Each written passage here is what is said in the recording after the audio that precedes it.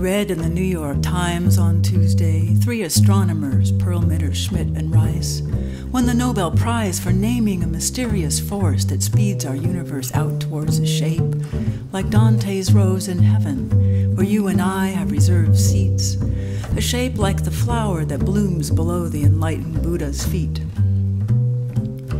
Perlmutter, Schmidt, and Rice tell us the force that binds us close and opens us wide is most of everything everywhere, but they actually can't see it, and what it is anybody's guess. And as I'm a bona fide anybody, I'm forming my own hypothesis. Sounds like love to me.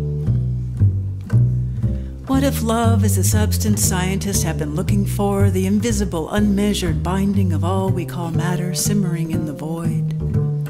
What if love is the dark matter twine that leashes planets in their glad swing about the night? And Newton's force that holds coffee in the cup, the force that pulls my cells towards my beloved as if they are his, not mine? Is it gravity or love that disables my inertia, that moves me? And is it love or gravity that drops us to our knees and holds all matter intact, coalesced, so we are strangely unnerved at separation? And it must be love that keeps the moon so close, so smitten with earth. Look how she makes the tide of feeling rise. Or if gravity is really just gravity, then surely love is the prize-winning 95% of everything force that quickens us to immeasurable breath, speeds us to be all that we can be. So I'm wrestling the faith-bound theories of mystics and faith-bound theories of scientists into one big, multi-dimensional, multi-circuitous, multi-petaled, unified theory of, oh, my most beloved, beloved, wholly expanding rose of the compassionate mind of the artist formerly known as God.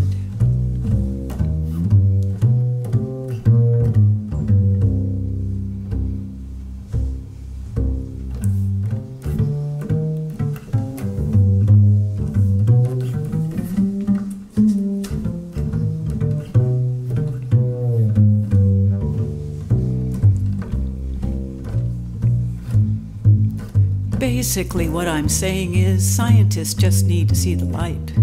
Look at it this way. Perlmutter, Schmidt, and Rice shared $1.5 million for telling us massive halos circle the galaxies, but they called them too dark to see. When everyone knows the holy ones, the saints, carry light in the devoted heart as lanterns on darkening paths.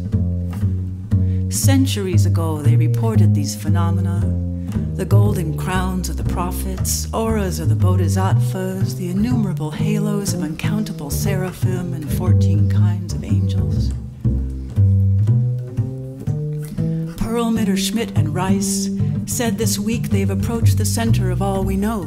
They think it revolves, but they can't see that either for all the darkness. And it's so disappointing. Why don't they ask the Mevlevi, consult a dervish about the still point of the eternal gyre?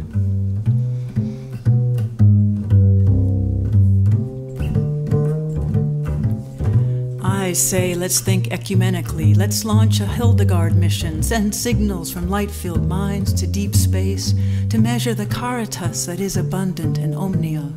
The love Hildegard told us abounds in all things, from below our feet to the farthest extremities of excellence. Let's build the Chartres Explorer to chart the window above our heads, or the Dante Project to map the stadium in paradise shaped like the glorious rose. Or maybe, as laureates mumble about universes expanding, contracting, the Socrates mission could direct the righteous on geodetic pathways out, and locate the Elysium fields where universes forever bloom and fade.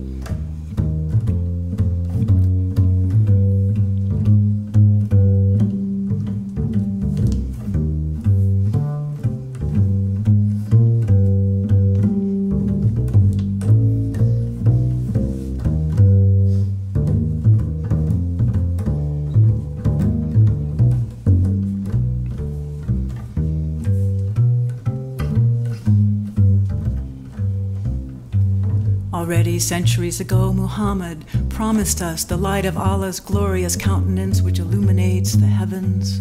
Already centuries ago, Buddha said we could see his holy face of compassion, but first we must hold in our minds where he sits. We must imagine his lotus throne, the great flower of 84,000 petals, each petal the color of hundreds of jewels with 84,000 veins, in heavenly patterns of 84,000 rays of light.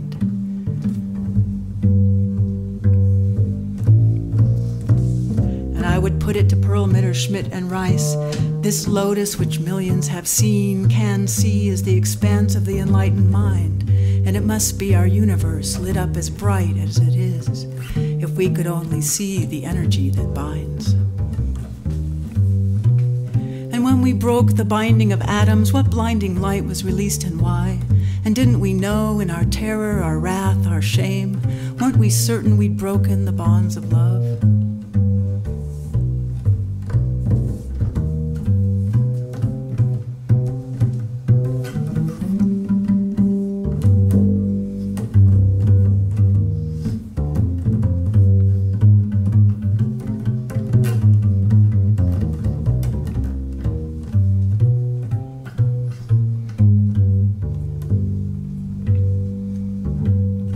Perlmutter, Schmidt, and Rice say according to math, it turns out we're insignificant, at the mercy of the great unseen, and they got a prize for this. They say physics is shaky these days, and Einstein's single theory is now a fading dream. I tell you, they stand beside the Tibetan monks, humbled, painting again and again in sand the exquisite architecture of heaven and brushing it away with a smile. Their theories are subject to non-performance. They said so themselves, and I'm telling you, my theory was proven eons ago. My Elysium universal field theory, my anybody's guess hypothesis of, oh, most beloved, beloved, and beloved. And the endorsements are flooding in. Hildegard, Jesus, Mohammed, Buddha, the yogi down the street who tells me my chakras emanate the energy unleashed in the first moments of universal creation. We all agree that Caritas, at truly, madly, deeply, abundant, and omnia, and the people in the dark are simply the people in the dark.